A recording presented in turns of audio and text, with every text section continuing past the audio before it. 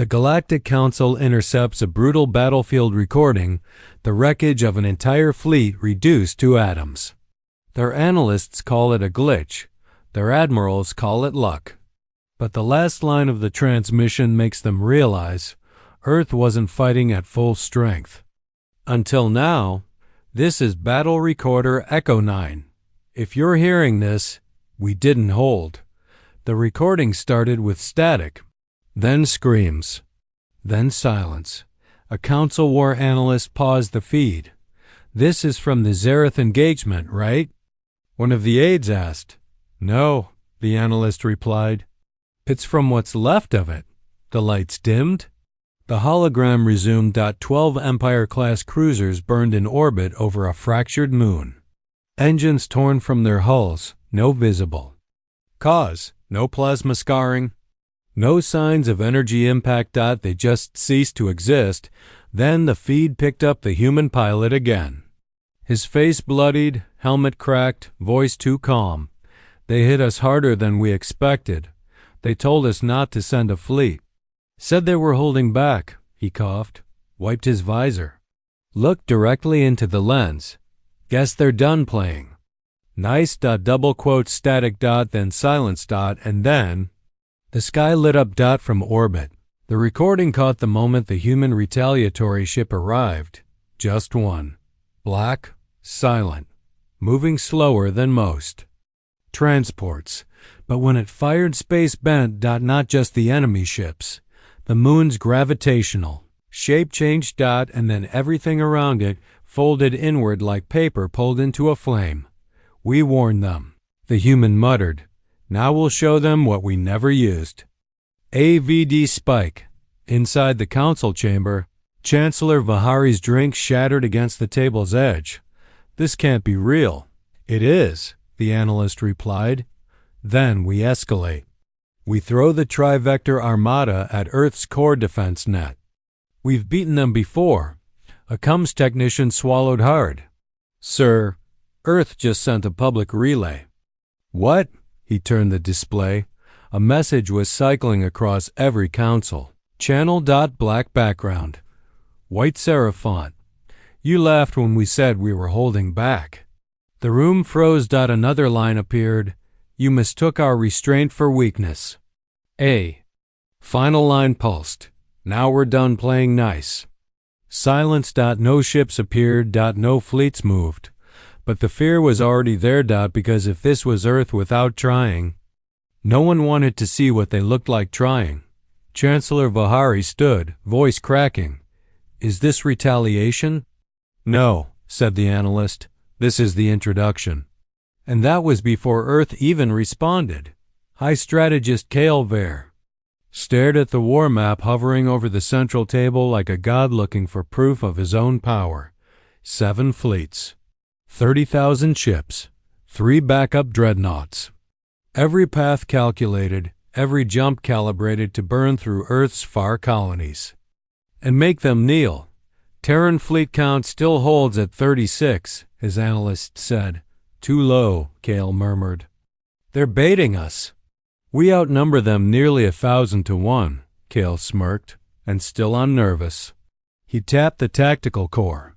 The red projections of council ships surged forward into Sector 19, Earth territory, technically. But no response, not a single defense beacon. No planetary shields, no visible drones. "Full scan," Kale said. The AI hesitated. "No active resistance detected. However, something is wrong. Be specific." Gravitational alignment across 3 systems has shifted by less than 1,000th of a point, but the pattern is intentional, symmetrical, almost like handwriting. Kale blinked. "What?" The map zoomed out. The gravity readings, stretched across space, formed letters. One word. Limitless. AVD spike. "Sir," the analyst's voice shook. "They're not preparing. They're messaging." Kale leaned in. "Then message back. Begin the strike." The order echoed through fold space. Thousands of ships surged toward the Terran colony worlds. The first wave reached orbit. No resistance. Kale's jaw tightened. Launch ground probes. Dozens of small drones zipped through the atmosphere, then stopped. Frozen mitter. No data. No return signal. Then one came back. One footage attached. It showed a barren landscape, silent, cold. One mountain range. At its base, a single Terran ship, unpowered, half buried in the dirt. And in front of it, carved into the rock, "You brought ships. We brought silence." Kale's hand trembled. "Initiate orbital strike." The command was given. Dreadnought cannons opened fire. The ground exploded violently. Beautifully. Dust and fire blanketed the screen. "Impact confirmed," said weapons control. "Except." When the debris cleared, the mountain was untouched. Same ship sat where it was. So did the carving. "You brought ships. We brought silence." Kale's voice cracked. "What the hell is that?" The AI responded quietly. "It's not real." "What?" "They redirected our perception. The mountain isn't there. The explosion did happen, but not where we thought." "They hacked our targeting systems?" "No," the AI replied. "They hacked our minds." AVD spiked. The war map dissolved. Every Council ship reported the same issue. Coordinate shifting. Visual feeds looping. Weapon systems firing blanks. Not jammed. Redirected. 1. Captain reported firing on what appeared to be a Terran carrier. His own. Footage showed he'd launched 6 antimatter rounds into empty space. "We're not in a war zone," Kale whispered. "We're in a demonstration." The AI confirmed it. "All ships are still intact. No confirmed Terran weapons deployed." "Then how are we losing?" The AI paused. "Because no one wants to fight anymore." Another message came through, not from Earth Central Command, just a single soldier, helmet on. Voice clear. "We held back because we hoped you'd outgrow this. You didn't. So we'll give you one last look at what you taught us." Behind him, a city rose, not burning. Shining. Skyscrapers, powered by solar mirrors. Children playing in floating zero-G parks. Alien refugees working side by side with humans. It wasn't a war base. It was a future, a working one, and the message wasn't about power. It was about what Earth chose to become while the rest of the galaxy was playing Empire. Kale slumped into his chair. "They're not beating us with weapons. They're beating us with what we could have been." All across the Armada, ships began to retreat. Not ordered. Voluntary. One by one. Commanders broke formation and folded out of the sector. No one wanted to fire at the future. Kale stayed. Watched. The last Terran ship in orbit drift forward. It was small. Non-military. But on its hull was painted a phrase in ancient Earth tongue. "We warned you." It floated past him. And disappeared. Back into silence. General Fenn had seen wars collapse civilizations, but he had never seen a civilization collapse a war without firing a single shot. He sat aboard the Vigilant Crown, watching the last of the Council's retreating armada disappear into fold space, their weapons still clean, their pride bleeding through open comms. "They're not pursuing," his aide said softly. "Earth's fleets haven't moved from their origin systems. They didn't intercept. They didn't chase." "No," Fenn muttered, voice like rust. "They didn't have to." He ordered a course change, not to Earth. To Vera 7. A world forgotten by most, used briefly as a prison. Colony during Earth's exile era, then marked uninhabitable after the atmosphere began to decay. But then, remembered. He had overseen exile rotations there decades ago. Shipments of humans left with nothing but scrap, old tech, and silence. And yet, long-range scans now showed signs of geothermal activity. Unexplained.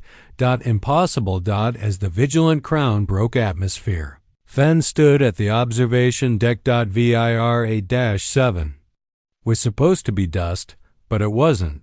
Vegetation clung to the valleys. Artificial lakes shimmered in formation patterns. Massive black monoliths lined the ridgelines, each engraved with symbols not listed in any council archive. They weren't warning markers. They were testaments. Fen landed alone. The air was breathable. Too breathable.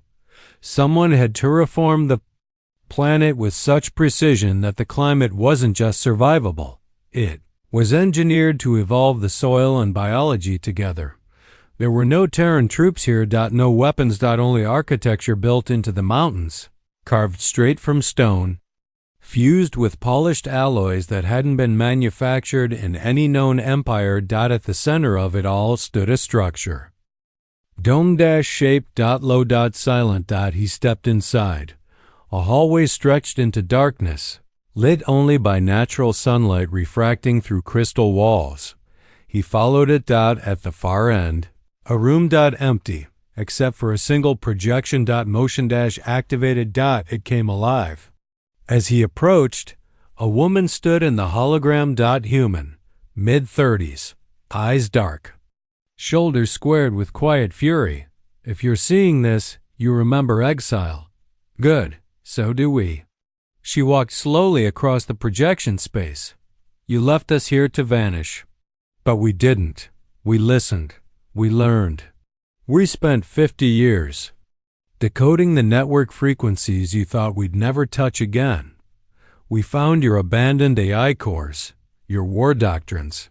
We read every single line, and we didn't rage. We didn't scream. We didn't build weapons. She stopped, looked straight at the camera. We built better reasons. AVD spike. A second projection lit up behind her. Footage. A young girl repairing a drone from scratch with nothing but wire and sand. A group of human children building a hydroponic tower from metal debris. A school with no walls, just chalk and minds hungry to rebuild. We didn't become an army because we wanted revenge, the woman said. We became an empire because silence gave us time. And now, when you look across your borders and see our colors rising, just know we're not coming to burn your flags. We're coming to replace what you thought a flag had to mean. The message faded.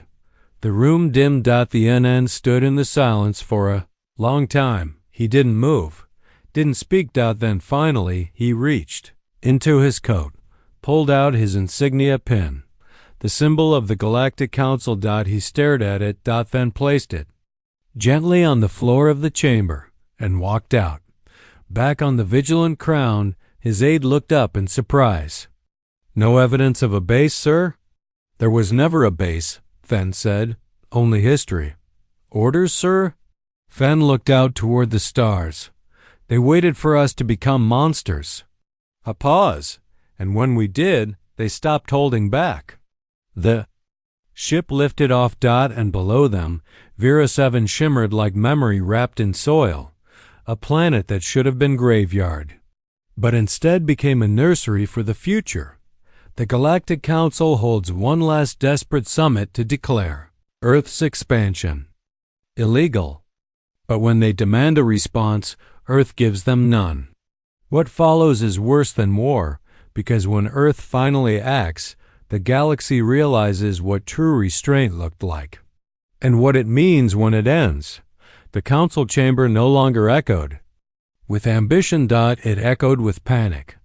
We must classify Terran expansion as an interstellar violation, Chancellor Rilvik said, pounding a trembling fist against the table. Declare sanctions. Demand they halt occupation. No one enforces sanctions anymore, Counselor Mava whispered. They're joining Earth willingly. That's impossible, someone barked. Entire systems can't abandon order. For a species that went silent for centuries. They didn't abandon order, she said quietly. They redefined it. AVD spike.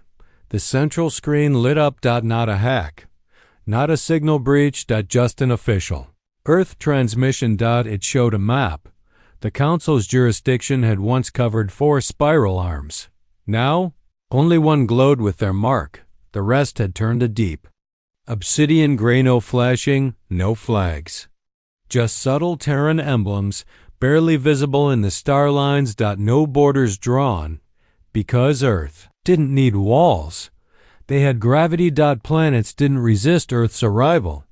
They folded toward it. They didn't. Conquer the galaxy, Mava whispered. The galaxy gravitated to them. The chamber fell silent. Then the screen flickered again, this time to an orbital camera feed. A Terran envoy ship entered the atmosphere of Reventher Prime. It had no weapons. No fleet. Just a single carrier. Gliding low across the surface, releasing supply crates, satellite nodes, solar field emitters, and as it passed, entire cities deactivated their local defense systems, not out of surrender, out of respect.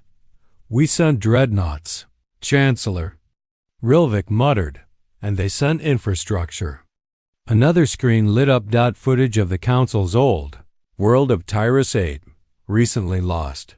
A message etched into the side of a rebuilt government building. You never asked if we could. You only asked if we should. Now we're done asking. AVD spiked. Another voice cut in. TERRAN. Neutral. Calm, a broadcast across public frequencies. To the Council. You assumed silence meant limitation. You called our restraint weakness.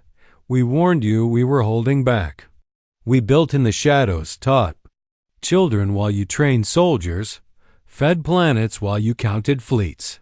And now that we move, you ask for mercy. This is mercy. No threats. No deadlines. Just notification. Then the screen showed a ship in deep orbit, Terran class. Unknown designation. It slowly released a shimmering object into space. A perfect cube of light and alloy. No bigger than a satellite.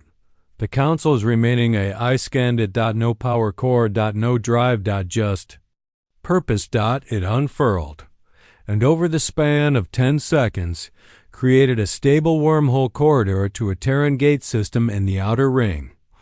10 planets connected instantly. Resources, medicine, volunteers flooded out. Not one troop. No weapons. Just presence. Wormhole folded shut after. No fanfare. No ownership. No speech. Just action. The message was clear. Earth wasn't here to conquer. They were here to replace. Inside the Council chamber, Chancellor Rilvik removed his insignia. The gold plating looked dull now. Every empire burns itself out, he whispered, but not like this. Councillor Mava stood beside him, because no fire was needed. She turned toward the remaining delegates, only 7 left. They didn't speak. They watched as every system stopped blinking, red on their control board, not because they were lost, because they no longer existed in Council recognition. They had moved on. Outside the chamber, the city's sky filled with Terran beacons, quiet, elegant, not claiming territory. Just offering better. The galaxy had a new standard now, and Earth had simply waited long enough to show it. No retaliation. No vengeance. Only one final transmission. As the Council prepared to disband, we warned you. We were holding back. Now we're building forward. If this is what we did when we waited, imagine what comes next. The Council lowered their banners that evening. No one recorded it, because no one cared. And across the stars, Earth kept building. Silently. Steadily. Unstoppa bly. Because in the end, they didn't just win a war. They proved the worst mistake anyone could make was assuming restraint meant surrender.